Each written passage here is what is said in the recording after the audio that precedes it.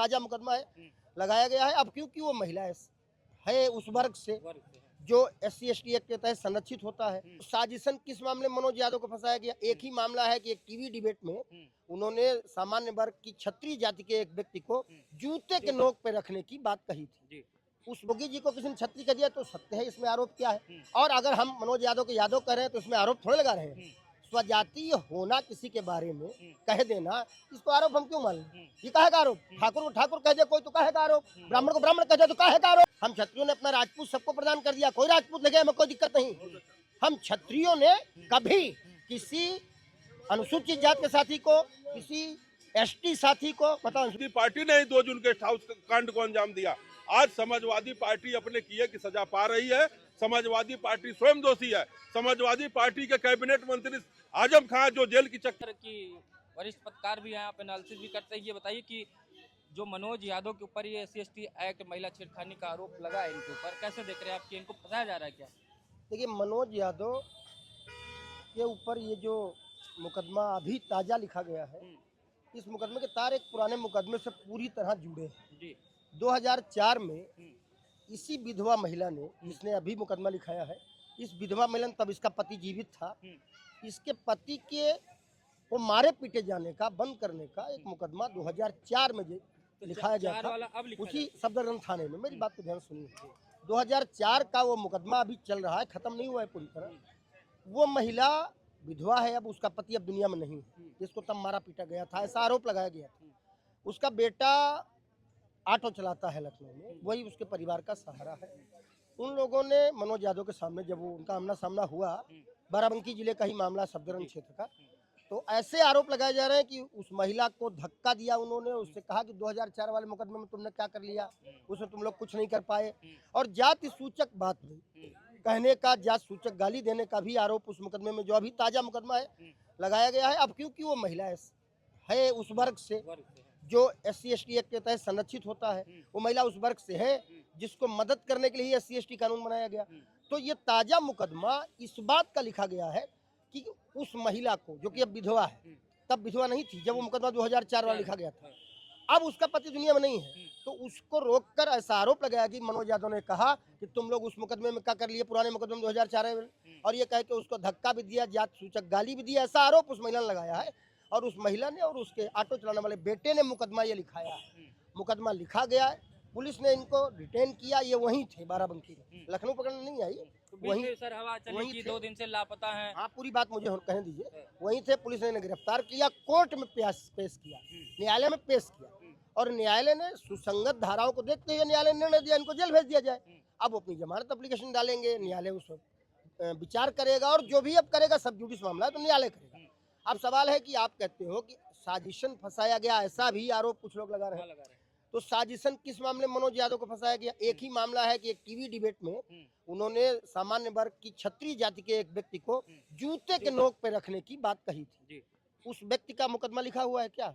उस व्यक्ति ने इनके ऊपर मुकदमा कोई लिखाया था जिसमें गिरफ्तारी हुई? कोर्ट उसी को कर रहे हैं कि बदला ले रहे हैं एक तरह। एक कौन कोर्ट कर रहा है? मनोज यादव जेल में, नहीं, उनकी पार्टी के लोग कर रहे हैं। उनकी पार्टी के जो लोग कोर्ट कर रहे हैं, वो निश्चित रूप से मामले पर सही जानकारी नहीं दे रहे हैं, क्योंकि उनको जिस मामले में जेल भेजा गया है, वो एक अनुसूचित जाति की विधवा महिला और उसके पुत्र ने आरोप लगाया है कि हमें जाति सूचक गालियां दी गई, हमें धक्का मारा गया, और हमसे कहा गया कि 2004 के मुकदमे में तुम लोग क्या कर पाए, और उसमें वो जेल गए।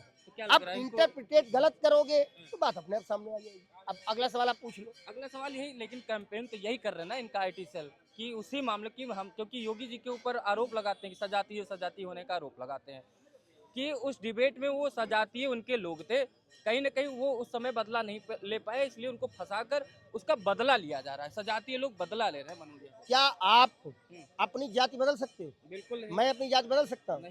तो योगी जी ने जिस जाति धर्म में जन्म लिया वो उसे कैसे बदल देंगे? तो स्वजातीय होना, कोई क्षत्रिय हूँ मैं, मुझे क्षत्रिय कहे, ये आरोप थोड़े है, ये तो सच है। योगी जी को किसी ने छत्री कर दिया तो सत्य है, इसमें आरोप क्या है? और अगर हम मनोज यादव को यादव कह रहे हैं तो इसमें आरोप थोड़े लगा रहे हैं। स्वजातीय होना किसी के बारे में कह देना, इसको आरोप हम क्यों मान लें? ये काहे का आरोप? ठाकुर को ठाकुर कह दे कोई तो काहे का आरोप? ब्राह्मण को ब्राह्मण कह दे तो काहे का आरोप? जो कह रहा है उससे पूछना मुंह में डाल किसी ने ID कि स्वजातीय होना कोई गुनाह है?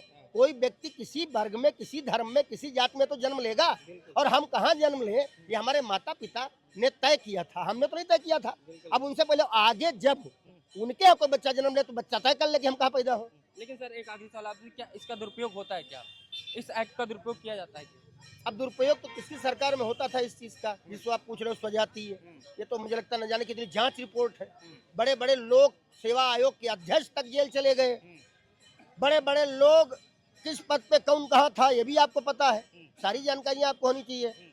उत्तर प्रदेश में वर्तमान में जो सरकार है उसमें जो मंत्रिमंडल है वो भी आपको पता है, सबका नाम आप जानते हो, कब कौन कहाँ है, कौन मन्नू अपने साथ कोरी लगाता है, कौन गिरीश अपने आप यादव लगाता है, कौन अपने साथ लोधी लगाता है, कौन अपने साथ क्या लगाता है, कौन किस वर्ग का है, सबको आपको पता है। इन लोगों की बात करो या अधूरी जानकारी पे भी कई बार बात करते हैं, अभी मजाक ही है ये, लेकिन अभी जब गुड्डू राजपूत, ब्रजभूषण राजपूत और स्वतंत्र देव सिंह आपस में भिड़े तो कुछ बहुत इंटेलेक्चुअल्स ने चलाया ठाकुर ठाकुर आपस में भिड़ गए, फिर बाद में पता लगा दोनों ही ठाकुर नहीं थे, एक लोधी राजपूत समाज से आते थे, एक पटेल समुदाय से आते थे। तो इनसे कह दो ठीक से जानकारी कर लिया करें, ये ऐसी लिस्ट भी निकाल देते हैं कि ये देखो सारे सिंह, और उसमें सिंह में कुछ अनुसूचित जाति निकल आते हैं, कुछ बैकवर्ड निकल आते हैं, तो बिना जानकारी करे अरे भाई हम क्षत्रियों ने अपना सिंह सबको प्रदान कर दिया, कोई भी लगाए हमें कोई आपत्ति नहीं, हम क्षत्रियों ने अपना राजपूत सबको प्रदान कर दिया, कोई राजपूत लगे हमें कोई दिक्कत नहीं।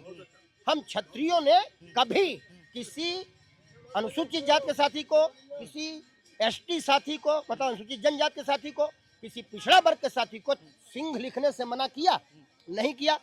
हमने कभी सिद्धार्थनाथ सिंह का समाज से आते हैं, उन्होंने सिंह लिखा हमें कोई आपत्ति नहीं, स्वतंत्र देव सिंह पटेल हैं ओबीसी से आते हैं, उन्होंने सिंह लिखा हमें कोई दिक्कत नहीं, मुलायम सिंह यादव उन्होंने लिखा, अखिलेश ने भी कुछ दिन अखिलेश सिंह यादव लिखा, हमने कभी उस पर आपत्ति जाहिर नहीं की, क्योंकि हम सिंह शब्द को अपनी बपौती नहीं मानते। लेकिन क्या तुम लिखने दोगे? कल कोई अनुसूचित जाति का व्यक्ति यादव लिखे, आप लिखने दोगे? नहीं लिखने दोगे। सवाल तो ये बनता है।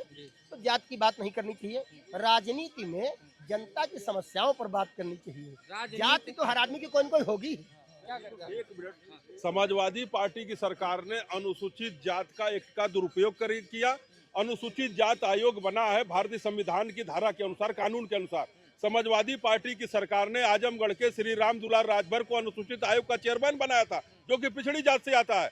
समाजवादी पार्टी की सरकार ने अनुसूचित आयोग जो 3 साल बना था 1 साल कर दिया, कोई भी इसका चेयरमैन बन सकता है, इस तरह से काम किया। और नहीं तो क्या किया, जो जितने आईएएस शेड्यूल कास्ट के बने थे उनको प्रमोशन में आरक्षण करके रिवर्ट किया, जो डीएम था वो एडीएम हो गया, और जो एक्सचीएन था वो यही हो गया, और जो दरोगा था वो, जो तहसीलदार था वो नायब तहसीलदार हो गया। इस तरह से काम समाजवादी पार्टी ने किया। उसके सांसद ने लोकसभा में आरक्षण में प्रमोशन का बिल पड़ा, समाजवादी पार्टी ने ही 2 जून गेस्ट हाउस कांड को अंजाम दिया।